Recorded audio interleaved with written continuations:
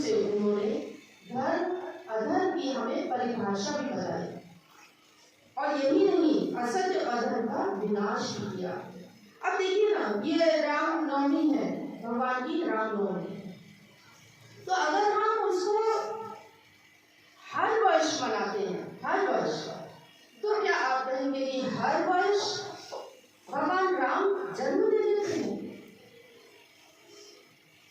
हर वर्ष भगवान राम जन्म दे देते हैं? नहीं, ये हमें याद दिलाने के लिए ये सब है। हमें याद दिलाने के लिए है कि हम कहीं असत्य मार्ग में न चलते, अधर्म के मार्ग में न चलते। हमें याद दिलाने के लिए है कि धर्म क्या है, भगवान राम का जीवन हमारे लिए कैसा आदर्श देकर गया। तो ये ऐसा नहीं है। अगर आपको ऐसा लगता है कि हमें शंका है कि हम भगवान को जन्म दे सकते हैं, तो वो क्या जो पहले भगवान राम ने जन्म लिया, वो क्या जो हमें रामायण और अलग अलग ग्रंथों से मालूम हुआ कि भगवान राम तो आ चुके थे, उनकी लीलाएं तो हो चुकी थी, वो क्या झूठ था? वो झूठ नहीं था। क्या है ना कि हम जो आज बैठे हैं, हमारा शरीर जो आज यहाँ पर दिख रहा है, आपका शरीर जो आज दिख रहा है, वो भगवान राम की वजह से, वो उनके कारण से। भगवान राम हमारे कारण से नहीं है। ये जो हमारा शरीर है ना, फिर मैं कहूँगी सबका शरीर, आप ही कहीं पूरे संसार का शरीर, वो कोई भी हो, किसी भी रूप में हो, ठीक है, पंच तत्वों से बना है। पंच तत्व हमारे से नहीं बने हैं, पंच तत्व हमारे कारण से नहीं है। तो ये आपको समझना है। 1972 में ही कहना चाहिए कि भगवान तो हमारे बीच में आ ही गए हैं, कल की निधि रूप अवतार में।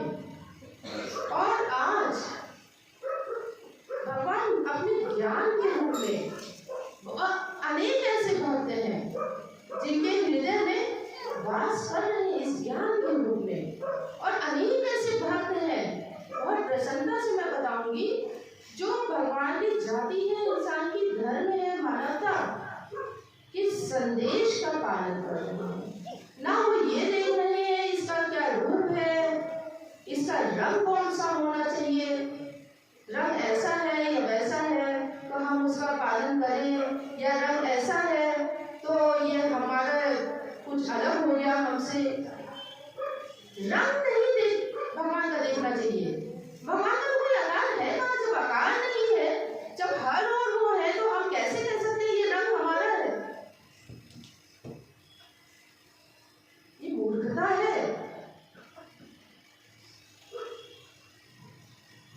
तो मैं यही कह रही थी कि जो भगवान का कल्कि रूपी रूप अवतार है, वो तो अथाह गति से अनेकों स्थानों पे पहुंच चुका है, और जहां जहां पहुंचा है वहां वहां धर्म का बीज पड़ चुका है। मैं प्रशंसा करना चाहूंगी, सराहनीय है हमारे वाणी परिवार के उन प्रचारकों का काम, जिनका शायद बहुत सारे चेहरे सामने आते हैं, नाम आते हैं, लेकिन बहुत अनेक ऐसे हैं जिनके नाम भी हमारे सामने नहीं आते, चेहरे भी हम नहीं पहचानते होंगे, लेकिन वो कार्य कर रहे हैं इस भगवान की ज्ञान को अलग अलग स्थानों में पहुंचाने का। जो सत्य धर्म न्याय का ज्ञान है, सत्य धर्म न्याय जिसका कोई रूप रंग आकार नहीं है, उस ज्ञान को पहुंचाने का कार्य कर रहे हैं।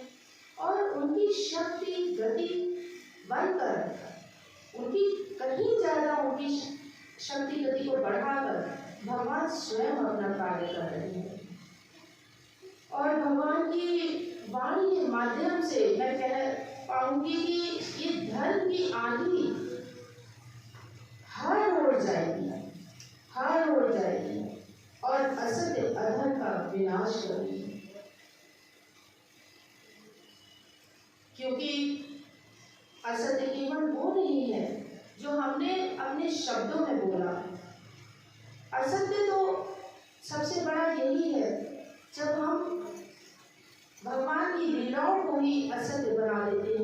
स्वार्थ के लिए।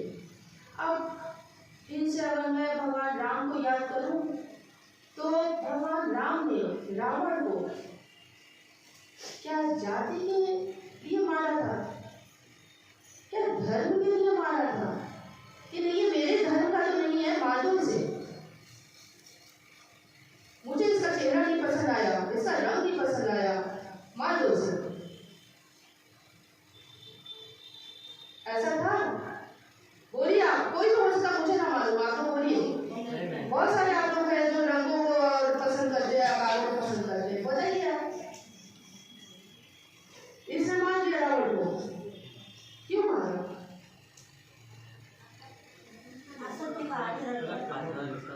कर्म उसके गलत थे, कर्म उसके पाप के मार्ग में थे।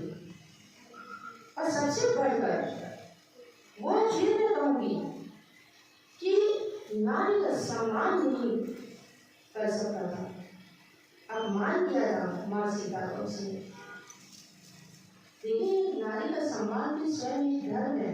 इसी पे तो आपने देखा है कि महाभारत में युद्ध हुआ, तो ये स्वयं एक धर्म है जो आज नारी के सम्मान को लोग नहीं पहचानते हैं। घर घर में कुछ भी अत्याचार होता है नारियों पे, तो इसलिए मारा। तो अगर मतलब कहना चाहिए भगवान राम के क्रोध से, या मैंने देखा हनुमान जी का भी एक क्रोधित चेहरा, तो उससे बचना है तो उस धर्म को अपनाइए जो भगवान राम हमसे चाहते हैं। उन कर्मों से बचिए जो आपके अंदर रावण के कहीं ना कहीं पनप रहे होते हैं।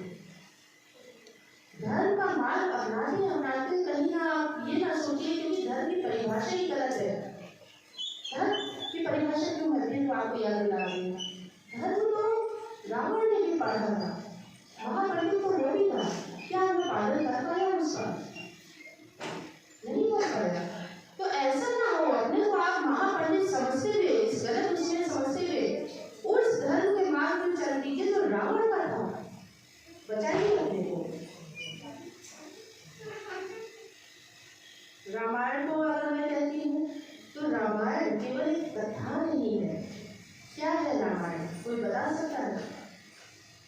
शिवा, क्या है रामायण?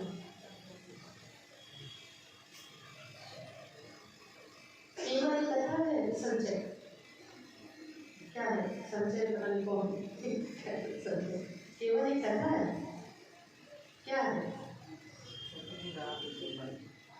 तो यही तो जीवन का एक आधार है, आपके जीवन के सिद्धांतों का आधार है। पहचानिए, केवल कथा बना के नहीं रखिए कि केवल कहानी सुनी, पंडित जी ने कहानी सुनी, आपने चाय पी और पंडित जी कुछ अपना अपने मतलब बोलते गए, अगले दिन आपने पूरे अपने क्या कहेंगे पड़ोसियों में वाली ली कि रामायण की तो बात हो गया।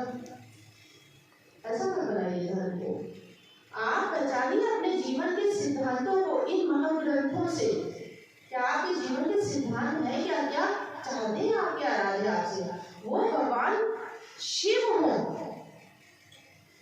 चाहे भगवान राम हो, चाहे अलग अलग धर्म जो आजकल विभाजित कर दिए गए हैं, मोहम्मद साहब हो, पहचानिए आप क्या चाहते हैं वो, वैसा बनिए। नहीं तो नहीं बन पाएंगे। अगर आपको लगता है नहीं हम जहाँ चल रहे हैं वहाँ सही है, तो फिर तो नहीं बच पाओगे भगवान राम से, नहीं बच पाओगे धर्म से। इतना अवतार देवी माँ के पुनीत पावन कर कमलों द्वारा, ये तो आप लोगों को मालूम ही है कि 31 मार्च 1972 में भगवान अपने कल्कि लिपि रूप अवतार में अवतरित हुए। उसके बाद बहुत हम लोगों का एक बहुत भाग्य था कि भगवान के हम लोगों ने ओम रूप दर्शन किए, फिर हम लोगों ने भगवान का त्रिशूल रूप दर्शन भी किया।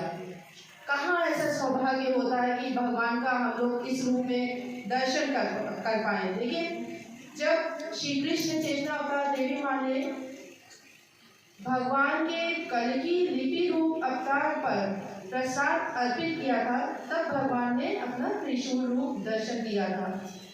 तो अगर कल्कि लिपि रूप अवतार में हमें ये अलग अलग दर्शन हुए, तो आपको क्या लगता है कि ये कुछ अलग अलग रूप थे, भिन्न भिन्न रूप थे? क्या ऐसा आपको प्रतीत होता है कि नहीं, करके लिपि रूप अवतार तो अलग है, ओम रूप दर्शन अलग है, त्रिशूल रूप अलग है? क्या ऐसा आपको लगता है? ऐसा बिल्कुल नहीं है, क्योंकि ओम रूप दर्शन और भगवान का त्रिशूल रूप दर्शन, यही तो करके लिपि रूप अवतार है, सब एक ही तो है। तो जब अलग अलग भगवान अलग अलग युग में अलग अलग रूप में आए, तो वो क्या है? वो सब भगवान विष्णु, श्री हरि भगवान विष्णु के ही दो रूप थे। अब आप उनको कह दीजिए मत्स्य अवतार, कूर्म अवतार, वराह, वामन, जो भी आप कह दीजिए, बहुत सारे अवतार हैं भगवान के। तो ये जो अवतार है, ये सब आज कल की लिपि रूप अवतार ही तो है, उन्हीं में तो सब अवतार हैं। ओम रूप दर्शन में अगर हम कहें आज हमें दर्शन हुआ, तो इस अज्ञान भरे एक युग में भगवान ने अपना ज्ञान का दर्शन दिया। इस ज्ञान के दर्शन के द्वारा जो हमारा मन है, हमारा चित्त है, उसको शांति दी, शुद्धता दी और सत्कर्मों की राह दिखाई।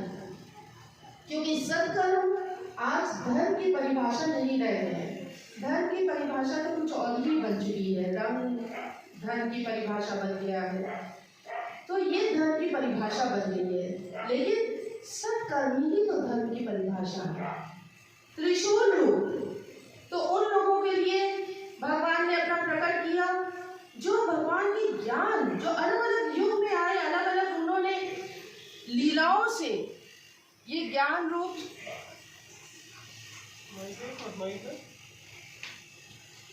अपना त्रिशूल रूप में जो हम लोगों को दर्शन दिया, ये उन लोगों के लिए था जो आज भगवान की ज्ञान हमारे सामने है, दिव्य ज्ञान हमारे सामने है, वाणी खंडों के माध्यम से अलग अलग युग में भगवान आए, अपनी लीलाओं से उन्होंने क्या किया? केवल लीलाएं नहीं थी हमारे मनोरंजन के लिए, वही तो ज्ञान था।